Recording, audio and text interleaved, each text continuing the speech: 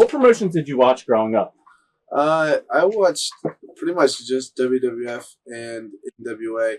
Portland was real popular until like I don't know 91 or 92, but I was still real young then, and so I watched some Portland, but not a lot of the really good stuff like the 88, 89 stuff. So mostly just NWA, WWF, and WCW when they switched that over.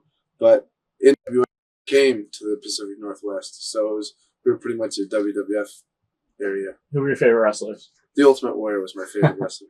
I don't know if I've liked anybody as much as I liked the Ultimate Warrior when I was a kid, but I like the Ultimate Warrior. I like Ricky Steamboat.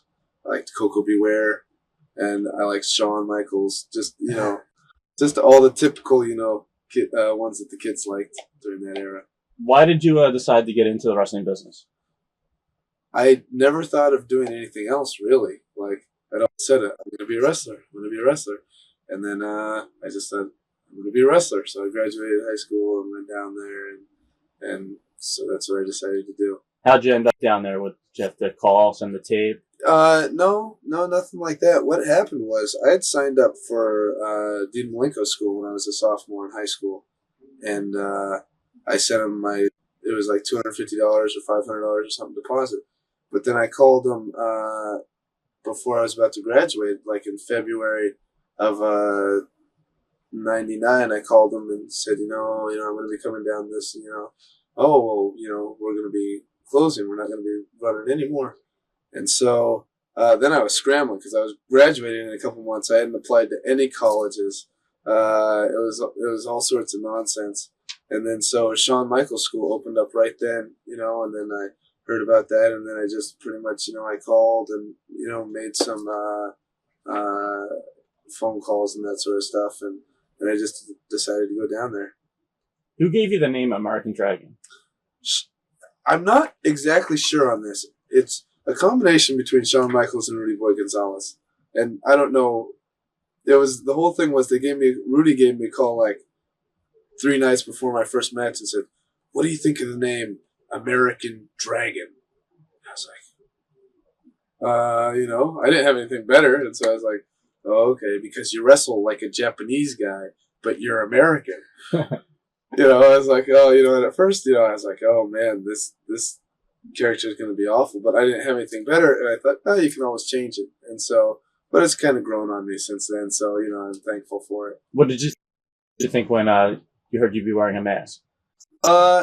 I thought it was great because when I first started, I was like this. It was just the worst. And so, but now that I have more facial expression and stuff like that, I don't like wearing a mask. It's kind of hard to breathe, but more than that, I have real sensitive skin, so it's really bad on my complexion. So all the ladies don't like it when I wear a mask. Who were the trainers down there? Was it Shawn and Rudy? It was Shawn and Rudy, and then at first there was a guy named Ken Johnson who was there, but something happened where he wasn't working for the company anymore, and then Paul Diamond came in, and he did a little bit of the training every now and again, but he mostly booked shows, and we were running a couple shows a month and stuff, and so he was trying to go get towns and poster the towns and stuff, so it was mainly just Shawn and Rudy. What was your initial impression of Shawn? He's very intimidating because, especially as a wrestling fan growing up, you see this guy who's like a world champion, and you already have, thoughts. You already come to a conclusion about somebody before you meet him. And so that was, we were all sitting there like this, like, wow, this is Shawn Michaels. But he's really easygoing, he's a really cool guy to be around. So, what was the training like? There was a lot of cardio, just a lot of cardio, and then a lot of the basic stuff. We trained, like, the actual classes were Tuesday through Thursday from something like 9 to 12. Rudy would open up the school every day, like Monday through Saturday. We would go in there and we'd train. We almost always took Sundays off because Rudy needed one day to himself, But the first month, it seemed like I thought was almost all cardio and just basic stuff like locking up, hammer locks, wrist locks, stuff like that. Then we got into some of the more complicated stuff, like tackles and body slams, and then the last month was we'd review some stuff, and then we'd put together matches at the end, and then we'd have matches. And so it was really quick, it seemed like, but we were training a lot because we were training like 6 days a week. So, did you ever think you wouldn't make it, or did you ever think of quitting? I don't think I've ever seriously thought about quitting. Like a lot of times I think, man, what am I doing? Because it never really seems like I'm going to make it. It never really seems that way. Even when we had developmental deals, it seems like, man, I'm never going to make it. I'm never going to be as good as those guys on TV. I'm never, and even now I just came back from New Japan. I still feel like, oh, I'm never, I'm just not as good as those guys, as all these guys that you look up to.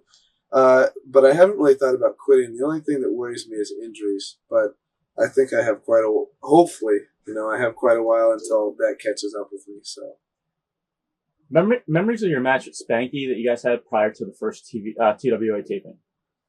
I don't remember too much about it now, other than we stole almost the entire match from a Dean Malenko Rey Mysterio match from Nitro. But we didn't steal an entire match, just a lot of it.